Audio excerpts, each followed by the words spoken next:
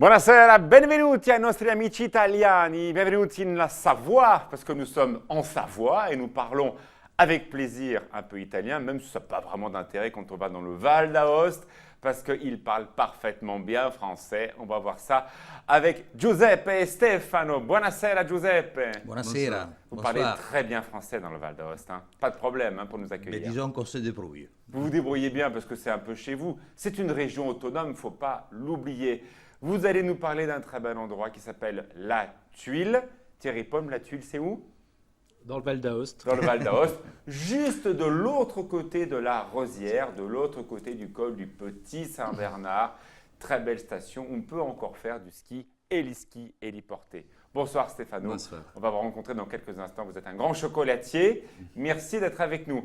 Thierry, direction Cervinia, une très très belle station du Val d'Aoste, l'une des plus hautes en altitude. On peut skier jusqu'à 3800 mètres d'altitude justement. On va voir la webcam et le temps qu'il a fait aujourd'hui à Cervinia avec de la neige, on le voit. Un temps de fun côté français, hein. Ça soufflait un peu du côté de Chamonix, des contamines, un vent à 80 km/h qui a gêné temporairement les remontées mécaniques côté français. Là, il a fait beau, pas trop mal. Oui, enfin tout est relatif. Un peu des filaments, hein. Oui, c'est pas. Là, on est à du 4000, grand on temps. remet Oui, quand même oui, que les bien montagnes ne sûr, sont pas prises, hein. Bien sûr. Non, oui, c'est voilà, des nuages. Et ça reste un peu doux, hein, avec des remontées nuageuses, je crois Thierry, pour la semaine prochaine. Ça remonte un peu de Méditerranée, donc il va faire chaud. Donc il va faire doux. Ouais, on va être surtout sous cette influence ce week-end et début semaine prochaine. Ça devrait aller mieux après avec le soleil qui devrait largement s'imposer pour la deuxième partie de semaine prochaine. Le seul bémol, effectivement, c'est la douceur, la grande douceur. La température remonte à 15 degrés en plaine. Ouais, 14-15 degrés en région de plaine, c'est pas mal. D'accord. Voilà. Les modèles de prévision prévoient un refroidissement et de la neige pour début mars maintenant. Il faudra attendre cette période-là. Voilà. En tout cas, jusqu'au 20 février, c'est sûr. C'est sûr. Et puis après, effectivement, il faut voir. Après, il faut voir. Voilà. Quand il a cette tête-là, j'aime pas trop. Là. Il ne voit pas trop la neige arriver. Et on est en vigilance sécheresse en Savoie. Hein, donc, presque limitation, utilisation de l'eau, etc. La préfecture de Savoie a encore émis une vigilance. On est vraiment au-delà de la limite actuellement?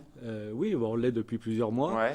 Et du coup, là, les précipitations, même si on a eu... Il y a un peu plus la semaine dernière. Voilà, un peu plus la semaine dernière.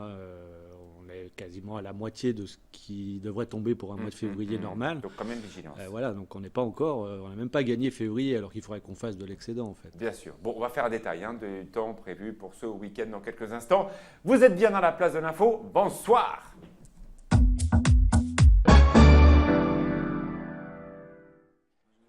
Restez là tranquillement, les invités s'installent. On est bien dans le Val d'Aoste, direction La Tuile, magnifique village qui est situé une station en altitude de l'autre côté de la Rosière. Si vous nous regardez depuis Bourg-Saint-Maurice et depuis la commune de Cé, vous connaissez parfaitement le village de La Tuile parce que c'est de l'autre côté du Petit Saint-Bernard. Dès que le col est ouvert, très facilement on passe de l'un côté et de l'autre. C'est vrai que quand on a du fun, ce que Thierry Pomme a prévu pour les prochains jours, vous avez plus de neige que nous parce que ce courant chaud fait fondre la neige en France et fait neiger en Italie. Et d'ailleurs, vous avez passé de bonnes vacances de Noël, mieux que nous. Hein. Excellente. Disons que nous avons eu de la neige très tôt cette année. Et après, la neige a duré jusqu'à c'était quand même pas mal. aux fêtes. Et donc, ouais. Même s'il n'y avait pas de neige en bas au village, nous avions... Il y avait largement de quoi skier. Il y avait largement de quoi faire. Giuseppe Artoli, vous êtes le directeur de l'hôtel Niramontana, l'hôtel dont tout le monde parle dans le Val d'Aoste, certainement l'un des plus beaux hôtels, en tout cas un hôtel design, qui tranche un peu avec ce qu'on a vu du Val d'Aoste depuis le début de la semaine. Depuis le début de la semaine, entre Louré-Signon, le Bellevue, on a vu des hôtels très typiques, très anciens, avec des modes comme on connaît en Savoie. Mais c'est vrai que le design est plutôt consacré à d'autres stations. Vous assumez un côté très contemporain. Tout à fait, on va voir dans les images là. Oui, allez, expliquez-moi ce qu'on va voir. Donc ici, c'est l'hôtel de l'extérieur. C'est le devant de l'hôtel. Le bâtiment doit rassembler, et ça, c'est 55 chambres pour l'hôtel. Une volonté de la commune, doit rassembler aux maisons qui sont autour de la structure. Et donc nous avons sur le devant l'accès, de l'autre côté face aux montagnes. On va essayer de rentrer un petit peu dans l'hôtel. Face aux montagnes, nous avons une terrasse. le type, voilà, on voit bien Voilà. une décoration qui est très impliquée, évidemment. Alors les bouleaux, ça on en retrouve beaucoup dans les Alpes, on voit de l'inox, on voit beaucoup de mélange de matières, c'est ce qui vous a intéressé. Oui, nous avons beaucoup de bois, beaucoup d'acier. Et donc l'hôtel a un style moderne, mais en même temps, ils ont utilisé tous les matières, Local aussi. locales. Oui. Voilà, Vous avez beaucoup de pierres, parce qu'à Val d'Isère et Tout à côté de la Rosière, il y a beaucoup de pierres. Vous en avez aussi, je crois. Nous en avons aussi beaucoup, oui. D'accord. Alors, le Val d'Aoste est une très belle destination. C'est 150 000 habitants de Vélez jusqu'à Courmayeur. Des clients qui viennent de l'Europe. D'où vous, dans votre hôtel, ils viennent d'où vos clients? Bon, tout d'abord, la première nationalité, ce sont encore les Italiens. Bien sûr. Beaucoup Suivi- de Turin, Milan. Beaucoup de Turin, Milan, oui. On commence à avoir quelques personnes de On voit les chambres, la regardez, Toscane. complètement. Et on commence à avoir des gens de Rome, par exemple, de la Vénétie. En première nationalité étrangère, nous avons les Anglais, qui sont suivis par les Français et les Suisses en tant que tourisme de Ouais. proximité. En plus que le franc suisse a beaucoup monté, vous le savez, il y a 4 ans. Et donc, du coup, les Suisses traversent par le tunnel du Grand Saint-Bernard. Depuis Martigny, on arrive très facilement à Aoste. On remonte un peu la vallée en direction de Courmayeur. Et arrivé au terme de Pré-Saint-Didier, hop là, on prend la route. 10 minutes après, on est là, dans ce très bel endroit. Un style de chambre que l'on pourrait retrouver à Verbier ou à Val d'Isère. C'est du chic, élégant, contemporain. Oui, tout à fait. C'est ce que vous aimez montrer. Oui. Il faut que ça soit chaleureux, donc on n'est pas non plus dans un hôtel moderne froid, comme on peut aussi en trouver à Courchevel. Il faut retrouver une pâte agréable, chaleureuse de montagne. C'est ce que vous aimez. On le voit d'ailleurs dans le traitement de la cheminée avec ces traitements de rondins. On voit donc ces canapés du cuir pleine fleur. C'est un très très beau mobilier italien. Vous voulez montrer une pâte à vous. Ben, disons l'architecte a voulu utiliser des matières locales, mais en même temps donner un aspect moderne, mais qui ressemble à un chalet de montagne, disons récent. Voilà. Alors, c'est vrai, on l'a dit tout à l'heure, dans votre commune, on a le droit de faire de l'héliski. En France, c'est totalement interdit. La combine, je vous la donne parce que tout le monde fait comme ça. Vous prenez un hélicoptère pour faire un transport de passagers entre la France et Aoste ou Courmayeur. Vous devez descendre de l'hélicoptère, sinon on considère que c'est un transport de passagers, et vous remontez dans l'hélicoptère pour aller faire des déposes juste au-dessus d'ailleurs de chez nous, ou juste au-dessus d'ailleurs de la commune de la Rosière, effectivement de Sainte-Foy. C'est les plus beaux hors-pistes que nous avons de ce côté-ci des Alpes. Donc vous devez avoir une clientèle de sportifs, de bons skieurs. Oui, nous avons une clientèle qui vient exprès pour faire de l'héliski. Oui, bien sûr. Et après, nous avons aussi des groupes, par exemple, un groupe qui revient pour la deuxième année de Suisse. La moyenne d'âge, ils sont tous entre 30 et 40 ans. C'est ça. Et ils font ça pendant 3 jours, toute la journée. Donc, clairement, c'est un business pour vous, l'héliski. Cette clientèle qui n'a pas le droit de faire de l'héliski ni en France ni en Suisse vient chez vous pour faire ça. Donc, si un jour on interdisait l'héliski, vous perdrez des clients. Oui, disons que la clientèle héliski n'est pas, Pas la même. n'a pas un pourcentage si important pour nous faire vraiment du mal. Ouais, bien sûr. Parce que l'héliski, on peut le faire uniquement dans des périodes spécifiques, Bien selon sûr. la quantité de neige, selon les avalanches En et tout tout cas, ça. chez vous, c'est autorisé, Mais alors qu'en chez nous, France, c'est autorisé. totalement interdit. Tout à fait. Et forcément, qui dit sportif, dit salle aussi pour faire un peu de musculation. On voit de très beaux appareils pour se muscler avant de descendre les pistes hors piste et pistes, parce que vous êtes également, Stéphano, vous travaillez aussi pour la station. On va parler du très beau domaine Scap qui est relié à la Rosière dans quelques instants. Mais voilà, alors qu'en France, la destination montagne a tendance à vieillir. Par exemple, l'âge moyen du skieur à Megève est de 43 ans, l'âge moyen à Courchevel est de 39 ans. Voilà, c'est un parc de clients qui, au fur et à mesure, va de moins en moins skier. Est-ce que vous, la moyenne d'âge monte aussi? La montée en gamme fait Non, monter… disons que notre type de clientèle, ce sont des familles. D'accord. Donc, ce sont des gens qui ont des enfants entre 5 et 15 ans. Logique s'ils ont 40 ans. Voilà, donc ils doivent avoir cet âge-là à peu près. Non, je dirais pas. Enfin, on n'a pas de clientèle vieillissante D'accord. qui… Ils vont bon, plutôt en nous sommes Suisse aussi un ou ils vont hôtel dans qui les est ouvert stations depuis de 3 Courmayeur. ans, donc Ouais, on ce n'a qu'ils pas viennent beaucoup. chercher. Alors, le prix des chambres. dans ce type de ce qu'on vient de voir. En France, à peu près, les prix des chambres seraient entre 400 et 1000 euros la nuit en formule de demi-pension. C'est ce qu'on peut retrouver comme tarif à Val d'Isère, à Megève, Courchevel, évidemment, bien plus. En Suisse, ça serait un peu plus cher. Verbier, on serait entre 800 et 1200, 1300. Là, vos prix?